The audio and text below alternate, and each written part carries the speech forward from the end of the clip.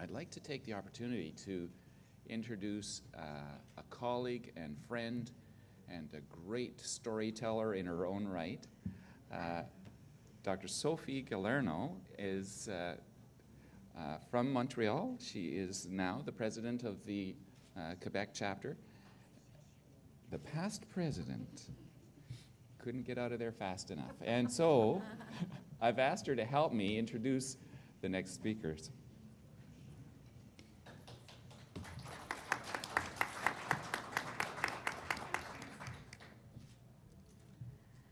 Alors bonjour, ça me fait vraiment plaisir d'être ici aujourd'hui pour vous présenter en fait nos deux conférencières francophones. Et avant de présenter notre prochaine conférencière, je voulais remercier personnellement Rob pour l'initiative. Il va mettre ses écouteurs pour entendre mes remerciements. Donc, le remercier pour toute son initiative au sein du Collège des médecins de famille du Canada sur la médecine narrative, parce que les émotions qu'on a vécues dans le récit de Suzanne, bien, on les vit quotidiennement, malheureusement avec souvent un enseignement de les réprimer parce que ça vient jouer dans notre raisonnement clinique, mais ces émotions-là nous rattrapent. Alors, je trouve que cette initiative-ci, non seulement représente le vécu du médecin de famille en consultation ou dans n'importe quelle situation clinique, mais aussi elle nous permet de nous reconnecter à ces émotions-là qui font partie de notre pratique quotidienne. Alors, merci, Rob.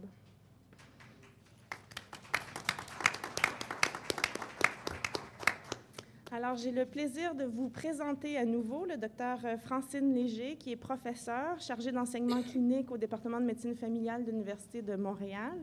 Elle pratique la médecine familiale à la clinique du quartier latin à Montréal, avec une orientation en santé des femmes. Elle pratique également à la clinique Morgenthaler et au centre des naissances du CHUM, le centre hospitalier de l'Université de Montréal. Elle est la mère de 2 enfants, Roxane, 21 ans, et Thierry, 18 ans, et se considère comme une femme engagée, passionnée et libre penseur.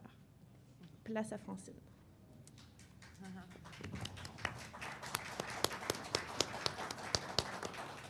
Alors, ça me fait plaisir de vous raconter une autre histoire ce matin, qui s'intitule, qui est vraiment une histoire vraie, qui s'intitule « Les miracles existent encore ».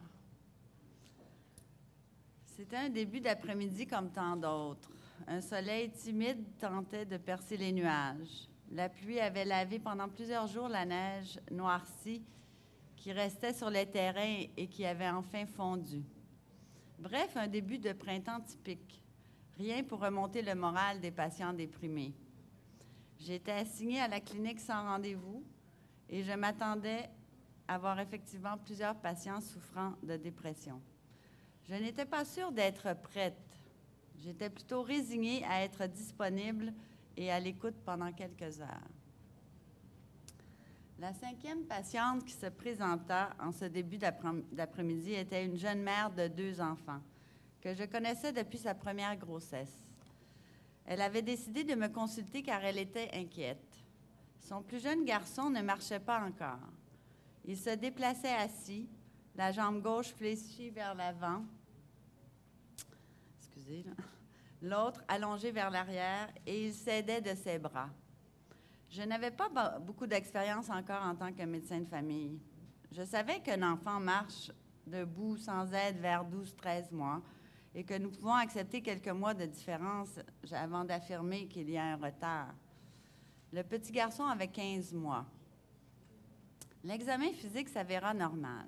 Le tonus musculaire était très bon. L'examen neurologique était aussi normal, avec une motricité fine normale. Je le mis debout devant moi. Il se tint tout seul. Je m'accroupis devant lui en le regardant. Je décidai de lui parler normalement, pas en langage bébé. Mes lectures de Françoise Dolto, psychanalyste des médecins pédiatres françaises, m'avait ouvert les yeux au monde des enfants. Françoise Dolto était l'une des premières scientifiques au 20e siècle à affirmer qu'il faut parler aux enfants dès leur naissance. Leur dire les vraies choses, formuler pour eux ce que leur corps ou leur langage corporel semble vouloir nous dire. C'est vraiment elle qui nous a dit « Le bébé est une personne et non pas un tube digestif ». Et elle a beaucoup écrit sur les enfants et les adolescents. J'avais aussi rencontré un pédiatre extraordinaire pendant mon stage d'externat en pédiatrie qui mettait en pratique les mêmes principes que ceux de Françoise Dolto. Le docteur Raymond Chicoine prenait un petit bébé de 1 ou 2 mois. Il le tenait assis sur la table, sa main doucement appuyée dans son dos. Il le regardait et lui parlait doucement et tendrement. Il l'observait et lui parlait. Je ressentais tout son amour qu'il portait à cet enfant. Cela m'avait fascinée. Alors, dans mon bureau de consultation, je décidai de parler à ce petit garçon.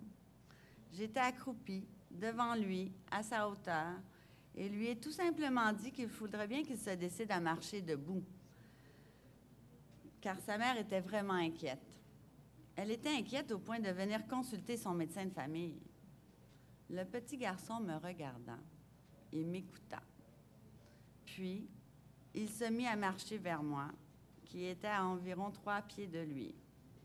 Je l'accueillis dans mes bras, surprise, heureuse et fière de lui. Sa mère nous regarda et pleura de joie. Je remis le petit dans les bras de sa mère et lui dis doucement qu'il était prêt.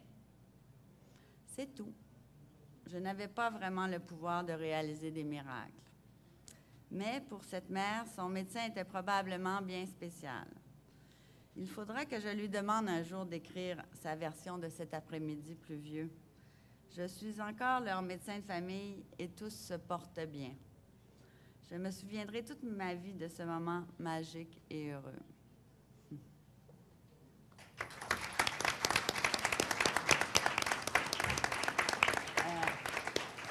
Docteur Ouellet, je vais juste conter une histoire autour de cette histoire-là, c'est 2 minutes. C'est que finalement, il arrive un événement comme ça, je décide d'écrire l'histoire, puis la femme de Dr. Chicoine, parce que ce pédiatre-là, il est décédé au printemps, mais sa femme, c'est ma patiente, parce qu'il m'avait demandé peut-être il y a 15 ans de suivre sa femme comme médecin de famille. Et puis, je décide finalement d'aller, pendant mes vacances cet été, j'étais à la maison, les enfants travaillaient, je ne suis pas allée nulle part, alors je vais aller lire l'histoire à Mme Chicoine. Pour elle, c'est comme si j'honore son mari, puis j'avais le goût de l'honorer. Alors, je suis allée chez elle, puis je lui ai lu cette histoire-là. Et puis, c'est sûr qu'elle était très touchée. Puis elle dit « Oh, vous allez sûrement gagner le prix, c'est sûr. C'est une tellement belle histoire. » Puis je suis là « Ben non, je viens juste vous lire l'histoire, s'il vous plaît. Parlons pas de ce qui va arriver. » Alors, quand, évidemment, j'ai reçu la lettre que j'avais gagné le prix, bien, je l'ai rappelé. Mais imaginez-vous donc, j'ai gagné l'histoire. Ah, c'est sûr, je le savais. Mais comme probablement tous les patients face à leur médecin de famille, sont extraordinaires, leurs médecins de famille. Alors, c'est ça, elle a su que j'avais gagné l'histoire, donc c'est elle qui m'a remis la photo de son mari pour que je puisse vous montrer ce qui était son mari. Puis tout en cherchant pour faire les photos pour la conférence, je cherche des photos de Françoise Dolto sur le site, sur le web. Tout est disponible. Et puis là, je tombe sur un congrès à Paris qui a lieu au début décembre sur 3 jours sur Françoise Dolto, parce que c'est son anniversaire de naissance. Elle est née en 1908. Elle est décédée il y a 20 ans, en 1988. Alors, je vois qu'il y a un congrès sur seulement elle. Alors là, j'ai écrit une histoire que j'honore Françoise Dolto. Là, moi, je me voyais déjà aller à Paris lire mon histoire. Mais je n'ai pas eu de retour de mon courriel. Mais c'est pas grave. Je me suis dit, qui n'a rien, n'a rien. Hein? Qui n'ose rien n'a rien. Alors, comme Obama qui dit « Yes, we can », j'ai osé écrire à Paris, puis peut-être qu'il y aura des suites dans quelques mois. Voilà. C'était l'histoire autour de l'histoire.